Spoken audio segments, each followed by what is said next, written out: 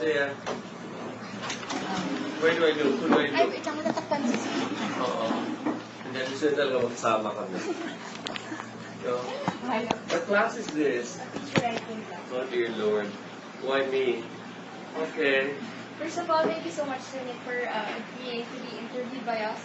I know that you have a hectic schedule and you came all the way from Japan with this mission. I came all the way from Japan! Okay, go. Alright. To our viewers, we have here with us a big personality in the Philippine film industry. We have here What is the Sir show?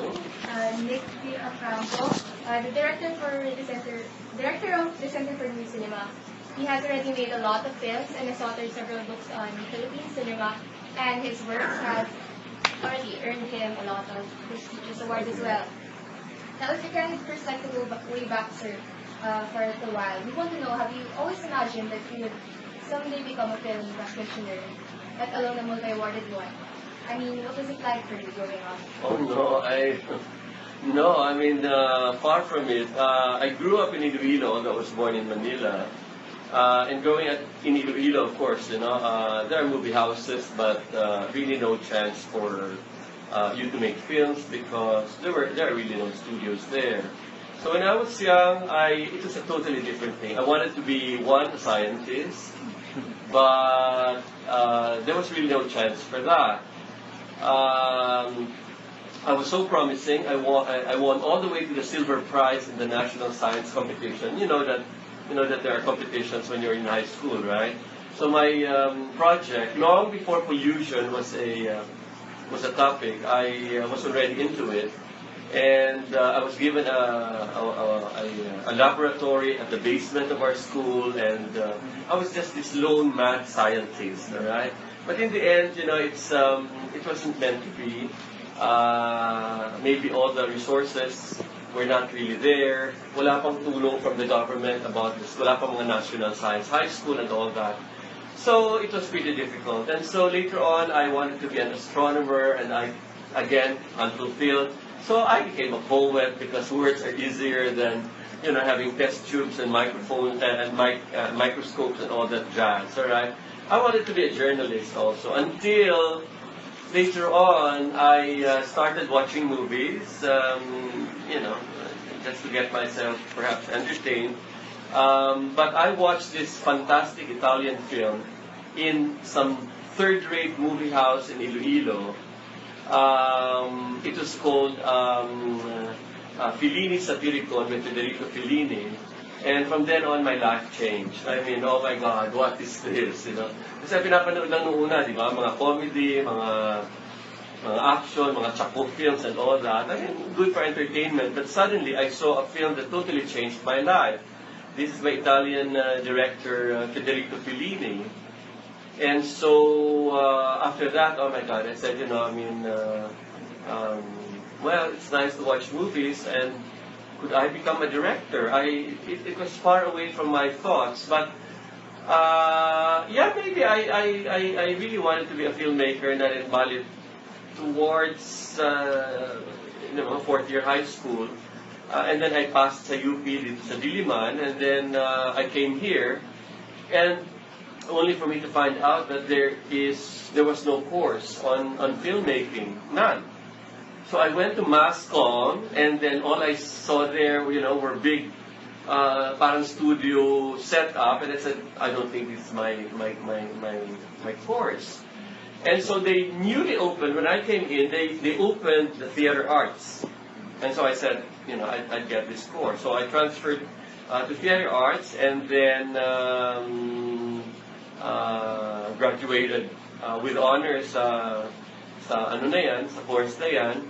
Until later on, I won an essay writing competition on film criticism, and then the UP Film Center, which was separate from the from MASCOM noong una, got me to work for them. And then by December, 6 months after I graduated, I was sent to Paris to study film. Now, if that's what you mean, that did you imagine yourself to be a director? Not necessarily. Because what I took up in Paris was documentary filmmaking, and not necessarily the directing that we know it to be, which is really meant for fiction, right? So, yeah, I became a director for documentary, but when you're a documentary filmmaker, you're really you're a documentary filmmaker. You're not necessarily a director, because we're resisting towards the idea of a director, especially because of the school of filmmaking that I was in. It was called cinema direct or direct cinema, which is really an offshoot of the cinema verite, wherein the director, mas communal kasi ang philosophy, rather than I am the director directing reality. So, after that long story, so here I am, yes, I finally, started making movies, especially when I came back from my study in Paris in 1982. Okay, so we understand that you have studied overseas. Yeah. And have been been recipient of the Fulbright scholarship grant. So can you please tell us how this happened? Like, how was this experience? Right. So after I returned from Paris, I had to do a job here sa UP, and before I would go into the Fulbright, I had to render my service muna in UP, di ba? So I conducted workshops, and I actually fall in that line of trainers that earlier were headed by the likes of Lino Broca, Ishmael Bernal, Becky Galiaga, and who the hell was I, following that line? In other words, I became a trainer after these very distinguished names. Also did some training for those who wanted to learn film. Kasi wala pa talaga tayong film school nung una. Wala pa ang UPFI. We really were the ones breaking the ground. It was called the Cinema as Art Workshop, which started in 1974. Alright? So I came in actually around 79, 80. Then as I said, 81, I graduated. I was sent to Paris. By 82, I returned. And I carried on the workshops that were being conducted by Broca, Bernal, et al. Alright? And so I totally shifted everything because I used the amateur medium of Super 8. Alright? They were using 16mm and 35, and honestly speaking, they accomplished nothing. I mean, they're big names, but it was all theoretical lectures. They tried to make a film. They could not finish the film. I'm sorry to say that, but you can counter-check it. But in my workshop, we empowered ourselves. Okay, this is amateur medium. It's Super 8. It was used for binyag, burol, at wedding, okay, kasal. But then, we started really taking the medium seriously. We made very profound films from out of those workshops. Lumabas ang mga pangalan ni Raymond Dredd, mga Agbayani brothers, the Alcazarin brothers, Roxley. Big names started to get trained in terms of the workshops that I conducted. And I was not only contented with production, me. So sabi ko, gumawa na tayo ng bumper crop films. We, produced 9 films for the first workshop. So the next thing I did was to hold a competition. And I set up what I call to be the first Manila Short Film Festival, not knowing that there was a film festival before martial law. So I thought it was very pioneering, But, I became a historian as well and found out exactly that, we belong to the second movement. And that's exactly how I'm writing it in terms of the history of independent cinema in this country. But then, I was not just isolating ourselves as UP. Then I started knocking on the doors of Ateneo and De La Salle, and I found out, oh my God, these people have been working on short films too. And so I put up the first Manila Short Film Festival, and then that was, I would like to think, the birth of the short film movement. So I was already planting the seeds already as early as 30 years ago in terms of what I would consider as the alternative form of independent filmmaking. I had manifestos, I held congresses, and then the interesting thing about it, take note of the year, 82. 81, martial law was lifted. Come in. Martial law was lifted. And then, the thing is, by 83, we know exactly that Ninoy Aquino would be shot. Alright? So, we were sort of heading into the eye of the storm. And that was very, very interesting because I was mobilizing the young filmmakers in this country to really make documentaries, to make experimental films, to create a creative space outside of the movie industry, which was under the control of the state, of the martial law regime, all right, or at least the after effects of martial law. It was still a military regime, all right. So the thing now is, para bang we were born at the right time when major events were to happen in the country. So ako naman, dahil nag-train ako sa Paris, documentary filmmaking yun, in order to gain the respect of my students, I'm not there as a theorist alone, right? I was there also to win the respect that, I teach you because I know how to make films too.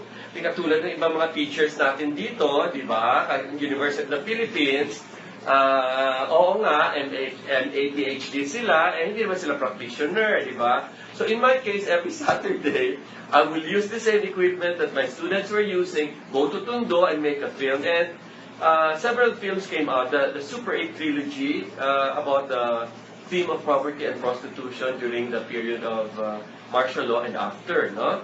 So what I was doing there is, maybe you've heard about Oliver, this homosexual who prostituted himself in the bars of Ermita, who became Spider-Man, inserted 100 yards of thread inside his anus, and spun a web around it. Of course, that was audacious because some people who know the history of documentary would ask this very crucial question. Before the making of Oliver, what was Philippine documentary like? Those who remember, they remember that documentary became propaganda under Marcos. Documentary was about the smiling people of the Philippines. Documentary was about, agriculture, green revolution, all these things. But nothing as audacious and as hard-hitting and socially realistic as the film that I made, because it was about the poverty that the country was going through, as seen through a character, a real-life person, who was living his life in the film, working at night as, an entertainer, a prostitute, and then during the daytime, he lives his poor life in Tondo.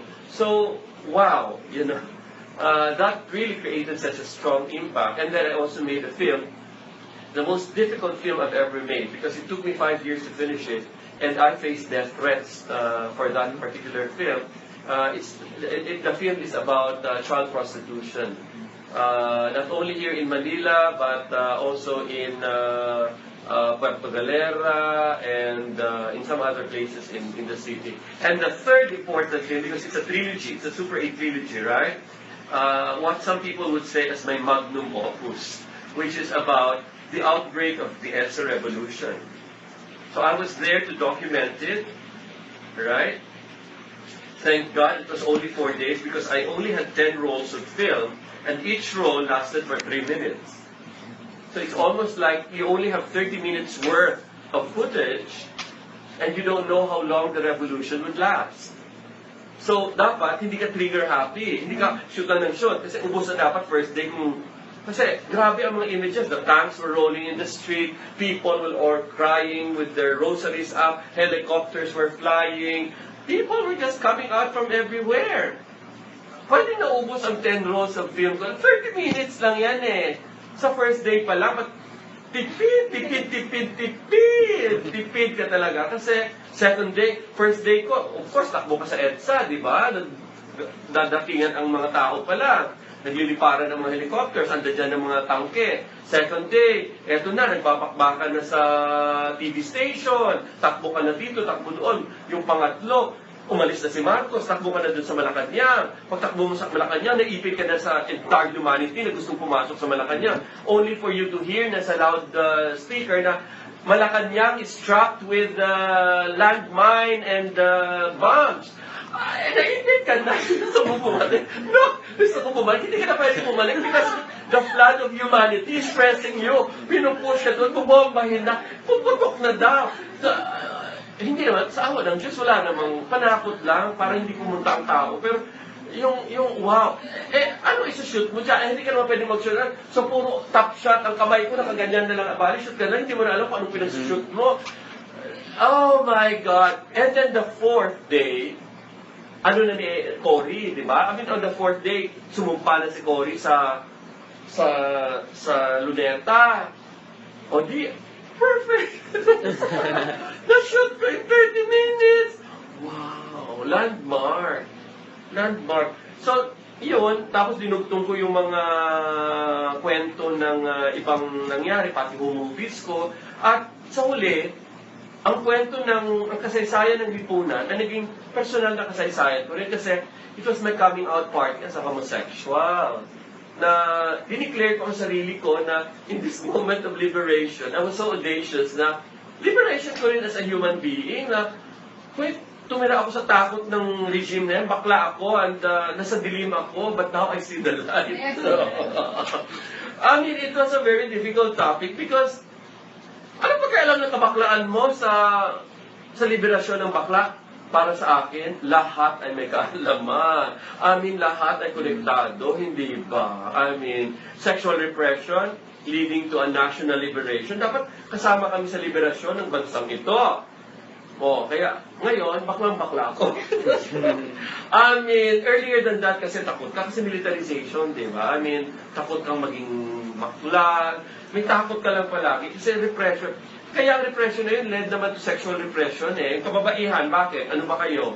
Repressed din kayo ng panahon na yan na wala nang ginawa ko, inirape kayo ng nirape. Nakipaglaban din kayo. Sinundan ko lang kayo, nakipaglaban kababaihan. Hindi makipaglaban ng mga bakla at mga lesbiana. Lumabas na tayo lahat, huwag nang matakot. Di yun na.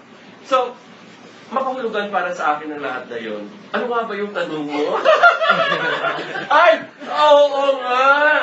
Yung Fulbright! I'm sorry. Ito lahat. Oo nga. So, 86 yun. It was in 89 pa naman. Kasi ang dami mo ng backstory eh. Bago ako pumunta dyan sa 89. Bakit nag-89 na yan? Alam mo kung bakit ako nag-Fulbright finally? Alam mo naman, mga anti-American din tayo. UP tayo eh. Hindi ba? Di ba nagsusunod naman tayo? Naku ha, no, FPG na yan. Ngayon, 89 yung 86, di ba? 87, 88, hanggang umalis ako ng 89, napaka-depressing. No? Kahit sabihin mo, kapanahon ni Cory yan. Si Cory in the first place, besieged siya by the coup d'etats. The military was really so strong, di ba? And number two, ang pelikula ko, hindi nakapag-suffer talaga ng censorship kasi tago ako ng tago nung una sa mga militar. Alright? Pero ng 86, after the revolution, sabi nila may kalayaan. Pinalabas ko ang pelikula ko sa PTV4, that's the People's TV channel, di ba? Tapos, gusto na i-censor while on screen, while it was being aired nationwide. So sabi ko, ano ba ito? One frustration after the other, one frustration after the other. Sabi ko, nag-a-adjust kasi ang lipunan natin, correct? Nag-a-adjust siya.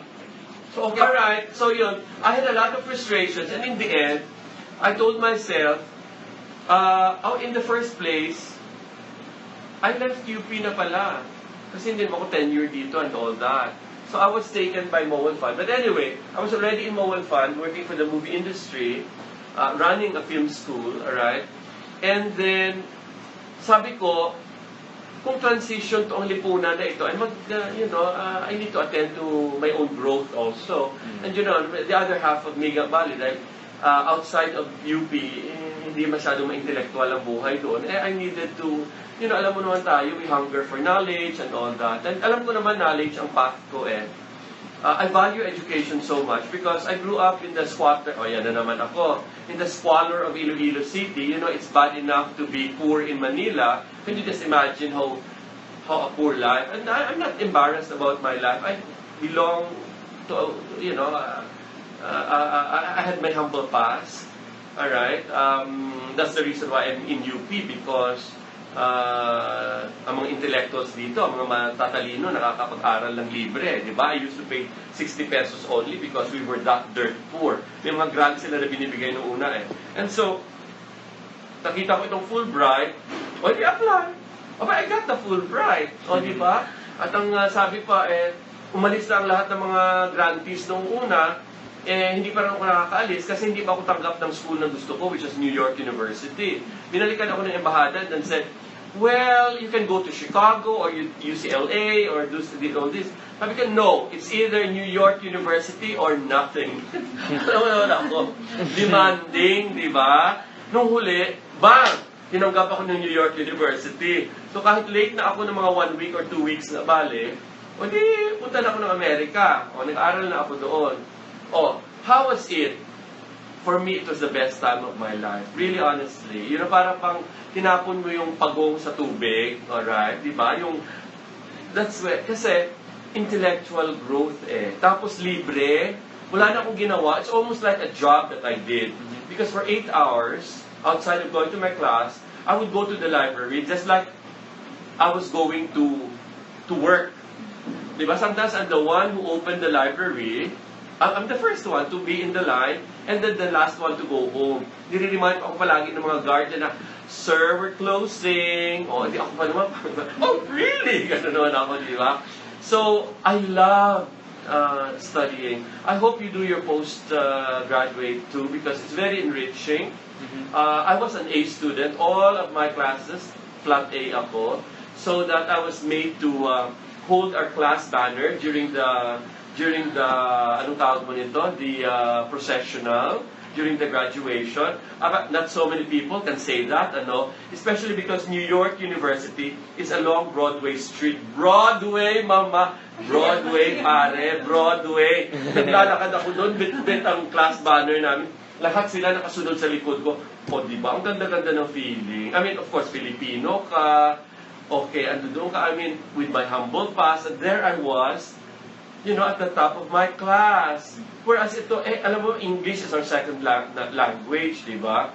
But how I was able to manage, terror ang mga teacher. Terror! But I managed to get straight A, and it was the best time of my life. Then as if once scholarship is not enough, I got another. This time I was a senior research scholar. All I did was just to research at Washington, D.C., at the Library of Congress, at the National Archive, wherein, di ba, binabayaran ka pa with modest stipend, all you do is produce knowledge. It's a beautiful feeling.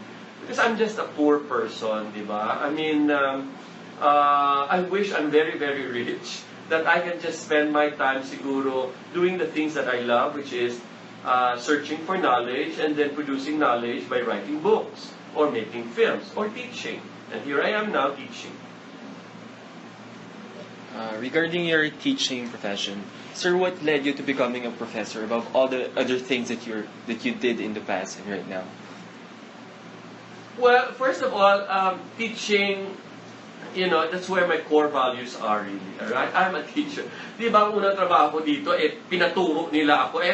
Malay ko sa paggawa ng pelikula. Wala akong kaalam-alam sa mga, I read a lot of books, and then the first job that I had here was to run a workshop that was earlier run by the likes of Broca, Bernal, Galiaga. Oh my God! I mean, di ba, yung tipong, and yet, if you want to, actually, the people I've trained, if you really care to research on them, these are the people who now constitute the big names of independent cinema. Mark Mayle, who won several times in the Manila Film Festival. Oh my God, big names already, who are working for, si Ronald Arguelles, actually, siya pa nag-remind sa akin sa Cebu just 2 days ago na, Sir, estudyante mo ako. He was among my first students. Who is he now? Head of Cinema 1, correct? Ang dami na nila na napag-graduate kung abali. And doon sa filmmaking talaga. And now, I'm of course training you, some of you here in abali. Kaya it's about time that you enroll in my class. Ito, at least, Miss Limpon is in my class already. God knows who she's gonna be 5 years from now, no? Alright, so, there you are. Why? Because teaching is really something that I love to do.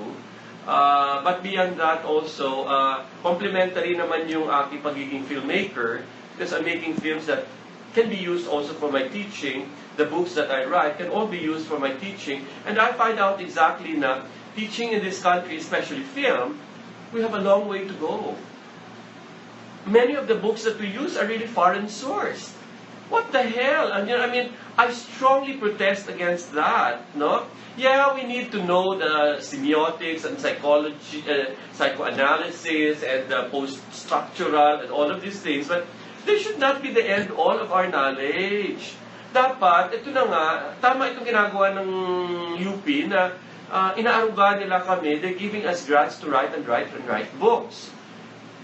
But then again, of course, nag-aagawan yan sa time namin when we teach also. So my point right now is, we need to write more books na bale, and my teaching facilitates that because these questions that you ask are questions that I carry back home, and in the evening, I go through them and try to answer those questions. Not these personal ones, but questions about, film and reality, film and society. All of these things are very important things. So, summa total, beyond teaching, I think the real motivation for me is this production of knowledge. I'm a sucker for knowledge. I hold it sacred.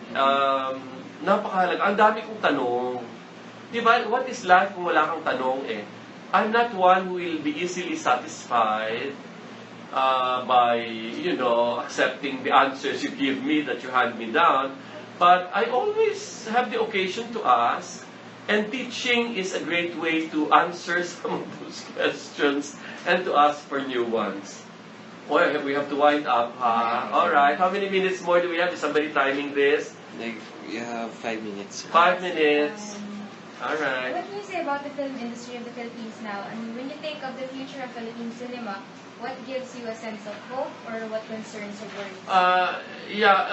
The movie industry is in a transition. Transition because the first 100 years were really what we would call the traditional one. The medium, the technology that was used was chemical-based, all right? The paradigm for that cinema was, let's say, mass audiences. So many other things and ideas were identified with those 100 years. You see, every major development in cinema is really technological. And it is being proven again by our generation, wherein digital technology is revolutionizing what you would consider as the movie industry right now. In fact, as you know in our class, I'm introducing a new paradigm for us to be able to cope with this revolution that is exploding in our midst and in our generation. All right, I call it the rhizomatic because while our notion of cinema, including its history during the past 100 years, was very much monolithic, that it was industrial in terms of its nature, function. All right, what we see right now, and to a certain point, independent cinema as a concept is handmaiden of this new revolution that is happening. The coming of digital technology is resulting now to a plurality rather than a monolithic definition of cinema. So cinema now is becoming pluralized. Cinema now is becoming more fragmented, segmentized, so that... Thank you. So, yeah. Where do I do? Who do I do? Ay, wait lang, natakpan si Sir. Oo. Hindi, gusto nyo talaga magsama kami. So, what class is this? Writing class. Oh dear Lord. Why me? Okay. First of all, thank you so much, Sir Nick, for agreeing to be interviewed by us. I know that you have a hectic schedule and you came all the way from Japan and business. I came all the way from Japan! Okay, go. Okay. To our viewers, we have here with us a big personality in the Philippine film industry. We have here Welcome to the Sir show. Nick Deocampo, the director of the Center for New Cinema. He has already made a lot of films and has authored several books on Philippine cinema, and his works have already earned him a lot of prestigious awards as well. Now, if you can first like to go way back, sir, for a little while, we want to know, have you always imagined that you would someday become a film practitioner, let alone a multi-awarded one? I mean, what was it like for you growing up? Oh no, far from it. I grew up in Iloilo, I was born in Manila. And growing up in Iloilo, of course, there are movie houses, but really no chance for you to make films because there are really no studios there. So when I was young, it was a totally different thing. I wanted to be a scientist, but there was really no chance for that. I was so promising. I won all the way to the silver prize in the national science competition. You know that there are competitions when you're in high school, right? So my project, long before pollution was a topic, I was already into it, and I was given a laboratory at the basement of our school, and I was just this lone mad scientist, all right? But in the end, it wasn't meant to be. Maybe all the resources were not really there. Wala pang tulong from the government about this. Wala pang mga national science high school and all that. So it was pretty difficult. And so later on, I wanted to be an astronomer, and again, unfulfilled. So I became a poet because words are easier than, having test tubes and microphones and microscopes and all that jazz, all right?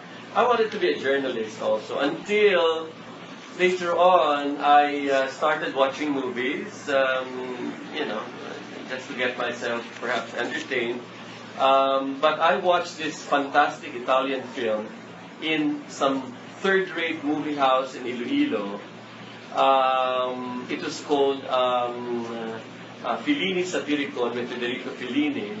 And from then on, my life changed. I mean, oh my God, what is this, Kasi pinapanood lang nung una, di ba? Mga comedy, mga action, mga chapo films and all that. I mean, good for entertainment. But suddenly, I saw a film that totally changed my life. This is by Italian director Federico Fellini. And so, after that, oh my God, I said, well,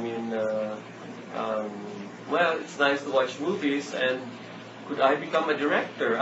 It was far away from my thoughts, but maybe I really wanted to be a filmmaker, and I enrolled towards fourth year high school, and